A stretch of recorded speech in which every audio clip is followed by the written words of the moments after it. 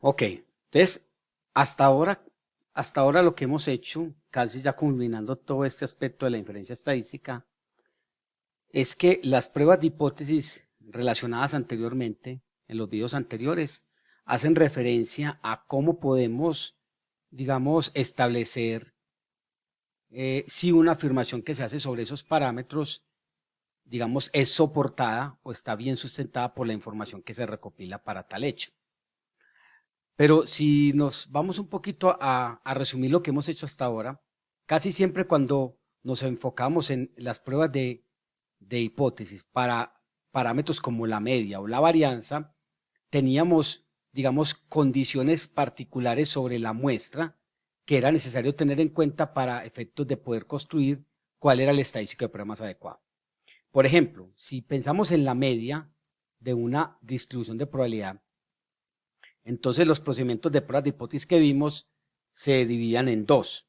En aquellos donde la muestra aleatoria proviene de una distribución de la cual no tengo conocimiento, pero es una muestra cuyo tamaño es suficientemente grande. En ese caso, las pruebas de hipótesis acerca de la media, digamos, permitían construir un estadístico de prueba cuya distribución de probabilidad era aproximadamente una normal usando el teorema del límite central.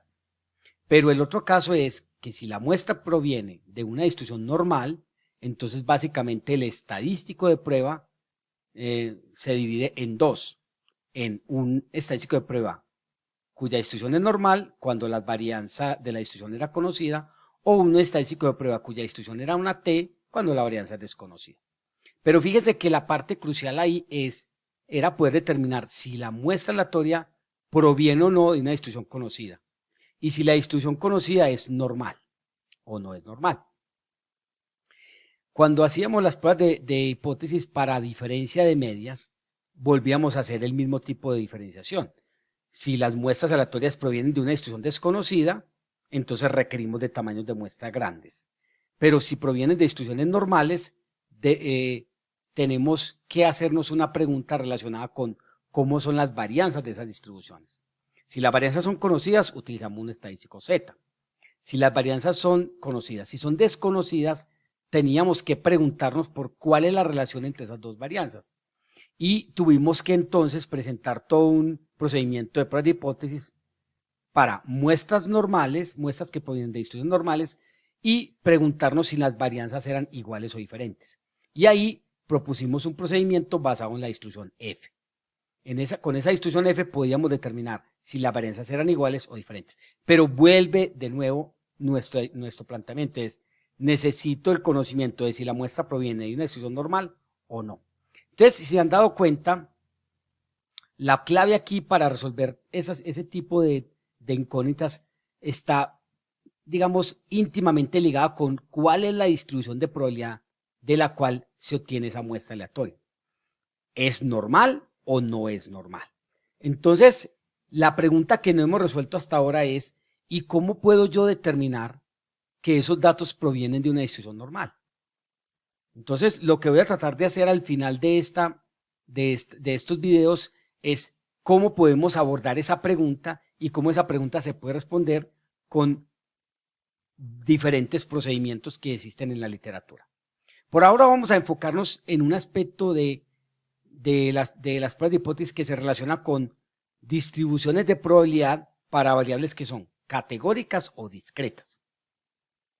¿Por qué vamos a enfocarnos inicialmente en ese? Porque digamos que un aspecto, digamos, clave en la inferencia estadística se relaciona con si yo tengo una distribución de frecuencias, de las cuales ustedes ya tienen conocimiento, en el documento que vimos al inicio de estadística descriptiva, que una primera manera de abordar el conocimiento a nivel descriptivo de unos datos de tipo categórico o discreto era a través de una distribución de frecuencia o una tabla de frecuencia. Entonces lo que queremos es hacernos preguntas acerca de cuál puede ser la distribución de probabilidad que rige el comportamiento de esos datos, ya sean categóricos o discretos. Entonces la prueba, el procedimiento que vamos a explicar aquí está, digamos, diseñado exclusivamente para cierto tipo de experimento donde se recopila información que está resumida en una tabla de frecuencias. Y queremos queremos es hacernos preguntas acerca de cuál sería la distribución de probabilidad para que rige, digamos, que explica el comportamiento de esa tabla de frecuencia. Pero para poder hacer eso, vamos a tener que hablar de una distribución, de otra distribución que es la que nos va a permitir, digamos, plantearnos nuestros estadísticos de prueba. En general, una prueba de bondad de ajuste, a grandes rasgos, va a ser un procedimiento especial que nos va a permitir determinar si un conjunto de datos proviene de cierta distribución o no. Cuando los datos son discretos o categóricos, la prueba que más se usa es la que se conoce como la prueba chi cuadrada, debido a que el estadístico de prueba se basa en una distribución chi cuadrada que todavía no la hemos definido, pero vamos a tener que definirla. Hay otras pruebas que se usan para el caso de datos continuos, como por ejemplo las pruebas tipo prueba tipo Kolmogorov-Smirnov, la prueba Shapiro-Wills, el test de Kramer-Born-Mainz, el test de Anderson-Darling. Hay otras pruebas asintóticas como por ejemplo la prueba asintótica de Jarque-Vera o la prueba de asimetría y kurtosis de Mardia, entre muchas otras, el test de Lilly-Ford. Bueno, existen infinidad de pruebas para datos continuos que obedecen a características específicas de la distribución. Vamos entonces a concentrarnos en qué hacemos cuando tengo datos discretos y categóricos cuya información se presenta a nivel de una tabla de frecuencia y quiero saber si una distribución particular es capaz de explicar la distribución de frecuencia que está ahí. Entonces, para eso vamos a definir una nueva distribución de probabilidad que se conoce como la distribución chi cuadrado. Entonces, una variable aleatoria X, vamos a decir que tiene una distribución chi cuadrado con parámetro B, que después lo vamos a llamar grado de libertad, si su función de densidad de probabilidad tiene esta forma. 1 sobre gamma de B medios, 2 a la B medios, X a la B medios menos 1, E a la menos X medios, donde B es un parámetro positivo y X tiene dominio positivo. Y por notación vamos a escribir así. X se distribuye chi cuadrado con B, parámetro B. Ese parámetro B va a ser conocido más adelante como grados de libertad. Un nombre similar, fíjese que ese nombre de grados de libertad ya lo usamos en las pruebas F o en las pruebas T, ¿cierto? Cuando trabajamos con distribuciones T o distribuciones F. Entonces no es un concepto desconocido para ustedes. Es fácil mostrar que esta distribución de probabilidad, esta variable aleatoria tiene valor esperado B y varianza 2B. Muy bien, ¿cómo entonces vamos a funcionar? Recuerden que así como definimos estadísticos de prueba tipo T y tipo Z o tipo F para las pruebas de hipótesis para medias o varianzas o cocientes de varianzas, también allí definíamos regiones de rechazo que digamos, que dependían de los cuantiles de nivel alfa o alfa medio, según el caso, de una distribución conocida. En este caso, entonces, el cuantil alfa superior para una distribución chi cuadrado va a ser aquel valor X sub alfa chi cuadrado sub alfa B que es solución de esta ecuación probabilística. Es decir, el valor de una chi cuadrado con B grados de libertad que deja un área a la derecha de alfa. El cálculo, al igual que con la T, el cálculo de probabilidades para esta distribución se realiza a través de aproximaciones numéricas, porque esta integral no es fácil de hacer. Sobre todo si B es un parámetro, digamos, si este exponente es un exponente fraccionario, pues ya ven ustedes que no es fácil realizar este tipo de integral. Entonces lo que tenemos son aproximaciones numéricas. Y usualmente las tablas que se muestran en la mayoría de los textos también hacen lo mismo que con la distribución T, es decir, usted especifica unas áreas a la derecha para unos diferentes, digamos, valores del parámetro B, que son los grados de libertad. Aquí usted, por ejemplo, puede ver una típica tabla para chi cuadrado, donde usted en las filas tiene el parámetro B, que son los grados de libertad, y aquí en las columnas tiene los diferentes niveles alfa. Aquí hay punto 4, punto 3, punto 2, punto 1, hasta punto 0,005. Y como ustedes pueden ver aquí en el gráfico, fijado un nivel alfa, yo lo que necesito encontrar es cuál es el valor en esta tabla para unos grados B fijos. Por ejemplo, si yo fijo 10 y vengo y miro, necesito saber cuál es el cuantil alfa igual a punto 0 a punto 1 para una chi cuadrado con 10 grados de libertad. Entonces vengo acá y busco punto 1 acá y ese dato sería 15.987. Aquí tengo también la tabla un poco más grande. Y aquí podemos ver que es 15.987. Este sería el cuantil punto 1 superior para un h cuadrado con parámetro 10, es decir, con 10 grados de libertad. Bien.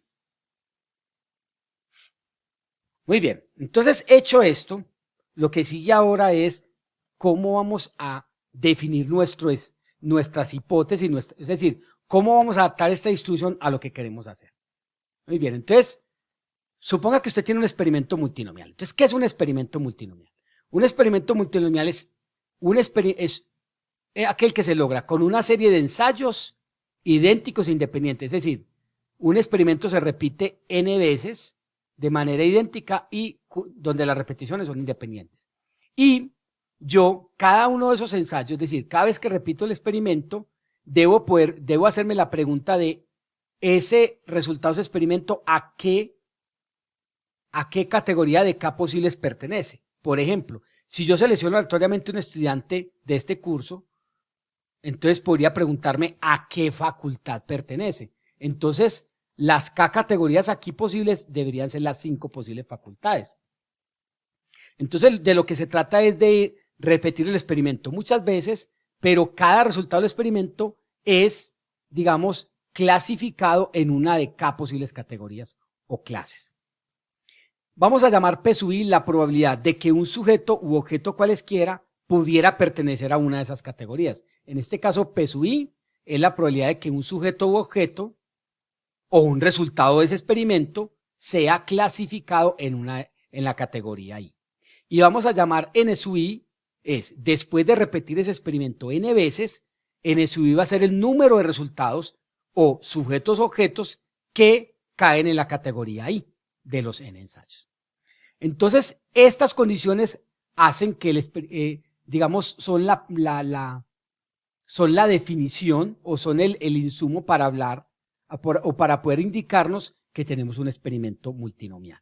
Fíjense que la suma de estas frecuencias N1 hasta Nk debe sumar el número total de ensayos y la suma de las probabilidades debe ser 1, porque estamos suponiendo que los sujetos solo podrían ser clasificados en alguna de estas K categorías. Cada N sub I, entonces, por la forma que se está haciendo, va a ser una variable aleatoria binomial con parámetros N y P sub I, porque si solo estoy interesado en contar cuántos son clasificados en la categoría 1, entonces eso es una binomial donde si se clasifica o no es un éxito o fracaso y la probabilidad se mantiene constante. Es decir, cada N sub I mayúscula es una variable binomial con parámetros N y P sub I. El número esperado de ensayos en la categoría I será la esperanza de esa binomial, que es NP sub I. Así que entonces lo que nosotros queremos es establecer si la distribución acumulada asociada a estos datos, ¿cierto?, es una cierta distribución especial, llamémosla f sub 0 de x. Así que las hipótesis a probar serían, si la distribución acumulada de los datos realmente es este modelo de probabilidad, f sub 0 de x, o definitivamente f sub 0 de x no sería la CDF asociada a esa muestra.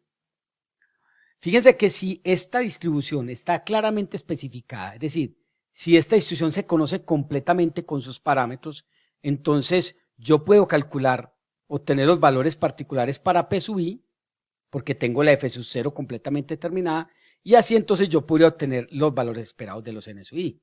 Pero si los P sub I, si esta función no está claramente determinada en todos sus parámetros y en toda su forma funcional, entonces es posible que yo, en vez de tener la esperanza de los N sub I, deba tener estimaciones para los P sub I, y en vez de tener la esperanza de N sub I como NP sub I, voy a tener que estimarla como NP sub I GOR. Entonces, ahora, bajo ese escenario, estamos suponiendo que el especificar claramente esta distribución es la hipótesis que yo quiero establecer. En otras palabras, yo quiero saber si la distribución de probabilidad que rige el comportamiento de esa tabla de frecuencia es f sub 0 de x o no es f sub 0 de x. Independiente de que tenga o no que estimar los P sub I, eso será tema, digamos, de análisis más adelante.